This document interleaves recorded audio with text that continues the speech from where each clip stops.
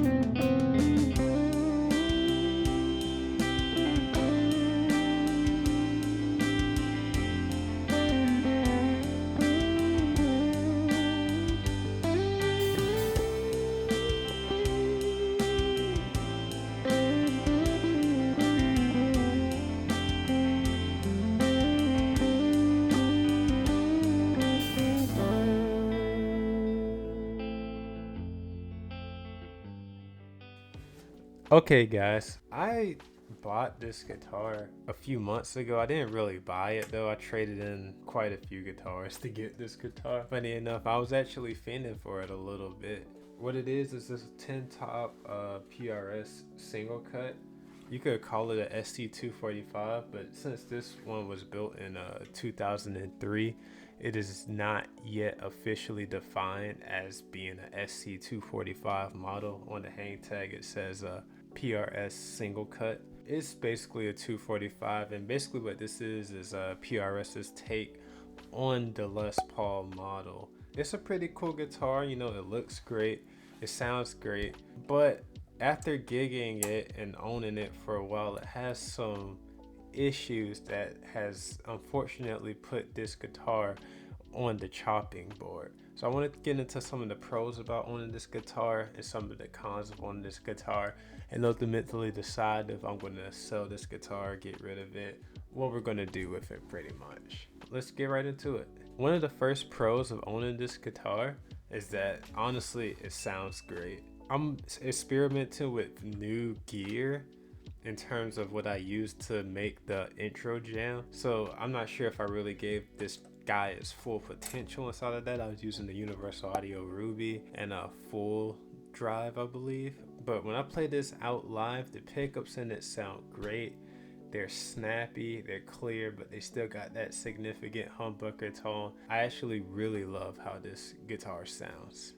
The first con, and also the most significant con, is how heavy this guitar is. This guitar is not being played as much as I thought it would be because it is so heavy. Not only does it break my back at gigs, but this is so heavy that even sitting at home right now, I wouldn't play this guitar like this for more than like 15 minutes, because I've tried to play it at church sitting down, I tried to play it at home sitting down, but it just makes my right arm hurt so much because I have to try to hold this thing up, and it's extremely back heavy. Like, this is, I don't know what it is, but this is heavier than any Les Paul I've tried. The only thing that I felt guitar wise that has been heavier than this is I played an actual mid-70s Stratocaster before, and that was extremely heavy. Besides that, this is the heaviest guitar I've ever played, and I'm not really a big fan of heavy guitars, to be honest. It's just not my thing personally. I like for it to be light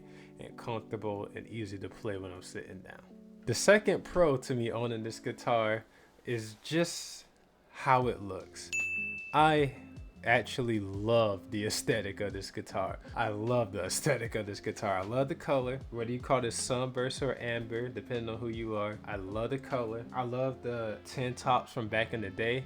Like, I like the new crazy PRS stuff, but like the old school 10 tops of it just being super nice to look at, not like a super crazy detailed, almost machine laser feeling flame top. I just love how natural that is. I love how the bird inlays on this baby looks. The aged vintage tuners. I like how the hardware is aged.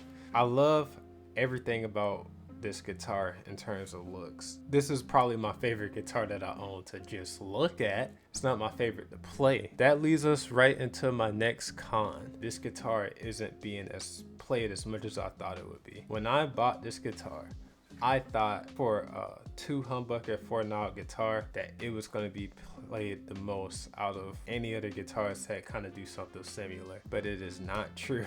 It is kind of been second inside of that area in terms of guitars I own.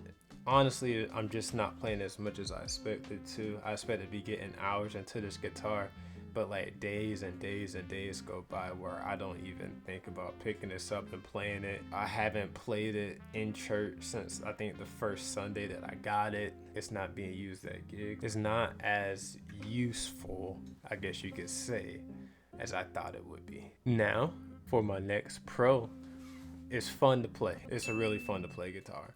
It has that going for it. Every time I pick it up, I have a good time until it starts to hurt. Like, I do have a good time.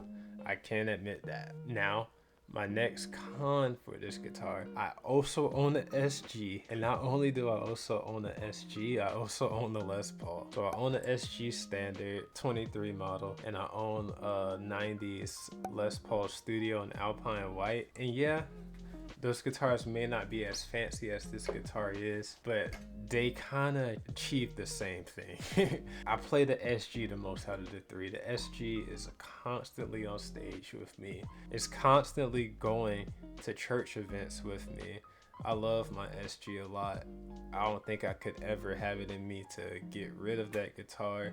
The Les Paul, I love that one too. It's really fun to play every now and then when I want a different feel from the SG. I will say that I have been playing this one more than the Les Paul, but that's simply forcing myself to play this guitar, which I don't think is a good thing. Now, the next pro of owning this guitar is that it makes me play a lot different than my other guitars. The reason why I say that is because it's a single cut. I do own the Les Paul, but it's not my most played guitar. With me trying to play this guitar, I approach this a lot different than I approach a Strat or a SG, simply because it's a single cut. I make a lot of different choices on this guitar than I would make on those guitars. I don't know really how to explain it, but it was one of those guitars when I picked it up. It made me do something musically different than what I do on most of my other guitars. So that was definitely a huge positive for this guitar. So this is a big con for this guitar right now. I have my eyes on different PRS models. There are other PRSs that I would rather own than this guitar. There's multiple other PRSs I would rather own than this guitar, I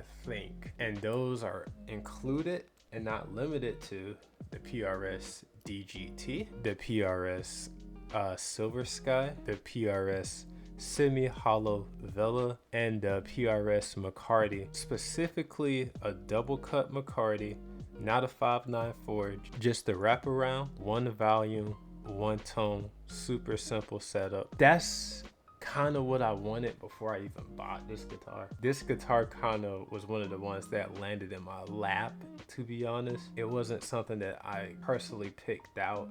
It was handed to me as something I had the option to buy, and me wanting a PRS at the time, I just went for it. I don't regret it. I think it's a great guitar, and it's been great to have in the collection so far. But if I just had the money, all the guitars I wanted were right in front of my face, I don't even think I would have picked this guitar up and tried it with me already owning my Les Paul. I just don't think I would have, to be honest. I mean, that's just kind of where that stands. All right, the last positive about this guitar, it got mojo. A lot of people say that PRS guitars don't have mojo and that they're sterile, stuff like that. This thing has mojo. This thing has a story, man. It's older, 2003. It lived in Hawaii. You can tell from the case tags. Also, the case is kind of like rusted. It's kind of hard to explain, but looking at the hardware, you can definitely tell this guitar lived by some water. But it feels great to play. It feels broken in. It feels really nice. Like, and it sounds really nice too. Like, the guitar has a lot of mojo. It got something in it for sure. I know that's a big thing on PRS guitars. Something I want to make a video about in the future is how people talk about they don't have mojo, and I'm a firm disbeliever in that from the guitars that I've played personally. I don't think saying a good guitar doesn't have mojo because it's a good guitar is a justified reason to make that statement. That's my personal opinion though. But I'll just leave it at that and say the guitar has mojo, and I appreciate the mojo that comes with this guitar a lot. I appreciate the story that comes with this guitar a lot. And my last negative is the guitar lives in the case right now. One thing about me, very prideful in the fact that I don't own case candies. Let me rephrase that, because I had guitars that had the case candy with it. I don't want to confuse you guys and think that's what I'm talking about. I don't have case queens. Case queens being guitars that live in the case and never get the light of day. I like to take all my guitars out and gig all of my guitars, use them all during church. I like to take them up here, jam with them inside of the room, all types of stuff. I like to really use my guitars. I don't like the idea of how much this guitar honestly lives in the case. And it's not because I'm afraid to mess it up. I'm just not in a situation right now where I got a lot of space to keep all my guitars out of the case. Even so, all my other guitars find their way up here to get played, and this one doesn't. And I know that just harbors back to the weight thing, but right now this is a case queen, and I don't feel like I have a need to have case queens. I can afford to have case queens. I can afford to have guitars that I'm not using. Like if I own it, I have to be doing something with it. I have to be getting a return from it. But those are my 5 pros and my 5 cons as to why this guitar is on the chopping board, why I'm thinking about selling it. In the comments, how about you guys let me know what you think? Do you think I should get rid of it? Do you think I should trade it for another PRS? Like what should I do with this guy? Tell me what your opinion is on if PRS guitars have mojo or not. I would love to hear about that conversation, hear your opinions on that. I'll see you guys in the next video. More content is coming soon. See you guys in the next one.